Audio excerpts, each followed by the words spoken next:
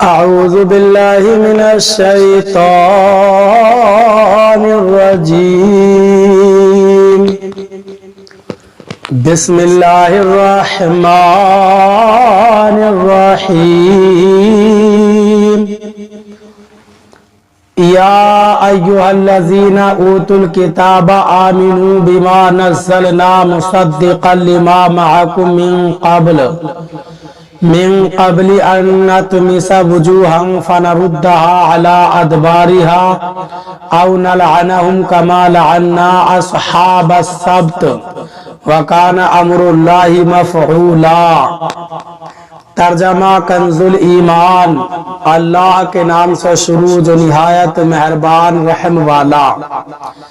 اے کتاب والو ایمان لاؤ اس پر جو ہم نے اتارا تمہارے ساتھ والی کتاب کی تصدیق فرماتا قبل اس کے کہ ہم بگاڑ دیں کچھ منہوں کو تو انہیں پھیر دیں ان کی پیٹھ کی طرف یا انہیں لعنت کرے جیسی لعنت کی ہفتے والوں پر اور خدا کا حکم ہو کر رہے.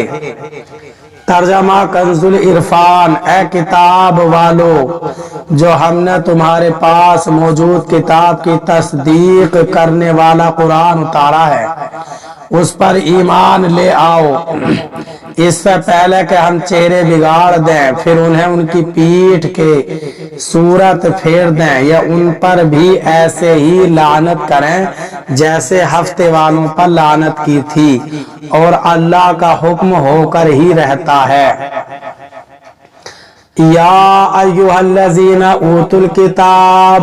اے کتاب والو یہاں یہودیوں سے خطاب ہے کہ اے اہل کتاب ہم نے قرآن اتارا ہے جو تمہارے پاس موجودہ کتاب یعنی توریت کی تصدیق کرنے والا ہے اس پر ایمان لے آؤ ورنہ ایسا نہ ہو کہ ہم تمہارے چہرے سے آنکھ ناک کان ابرو وغیرہ مٹا کر تمہاری شکلیں بگاڑ دیں اور تمہارے چہرے کو آگے سے بھی ایک ایسی کھال کی طرح کر دیں جیسے سر کا پچھلا حصہ ہوتا ہے کہ اس میں نہ آنکھیں رہیں نہ ناک منہ وغیرہ.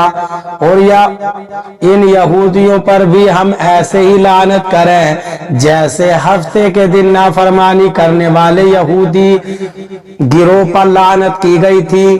لعنت تو یہودیوں پر ایسی پڑی کہ دنیا انہیں ملعون کہتی ہے. اس آیت کے متعلق مفسرین کے چند اقوال ہیں. بعض کہتے ہیں کہ یہ وعید دنیا کے اعتبار سے ہے اور بعض اسے آخرت کے اعتبار سے قرار دیتے ہیں. نیز بعض کہتے ہیں کہ لعنت ہو چکی ہے وعید باقی ہو گئی ہے اور بعض کہتے ہیں ابھی انتظار ہے. بعض کا قول ہے کہ چہرے بگڑنے کی یہ وعید اس صورت میں تھی جبکہ یہودیوں میں سے کوئی ایمان نہ لاتا اور چونکہ بہت سے یہودی ایمان لے آئے اس لیے شرط نہیں پائی گئی اور وعید اٹھ گئی. حضرت عبداللہ بن سلام رضی اللہ تعالیٰ عنہ جو بہت بڑے یہودی عالم تھے انہوں نے ملک شام سے واپس آتے ہوئے راستے میں یہ آیت سنی اور اپنے گھر پہنچنے سے پہلے اسلام لا کر نبی اکرم صلی اللہ علیہ وسلم کی خدمت میں حاضر ہوئے اور عرض کیا یا رسول اللہ میں نہیں خیال کرتا تھا کہ میں اپنا منہ پیٹھ کی طرف پھر جانے سے پہلے اور چہرے کا نقشہ مٹ جانے سے قبل آپ کی خدمت میں حاضر ہو سکوں گا. یعنی اس خوف سے انہوں نے ایمان لانے میں جلدی کی کیونکہ توریت شریف سے انہیں آپ صلی اللہ علیہ وسلم کے رسول برحق ہونے کا یقینی علم تھا.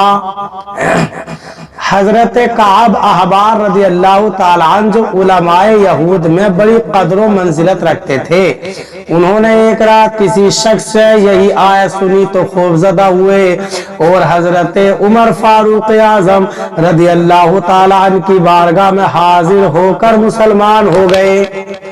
اللہ تعالیٰ ہمیں قرآن پاک پر صحیح معنی میں عمل کرنے کی توفیق عطا فرمائے. آمین.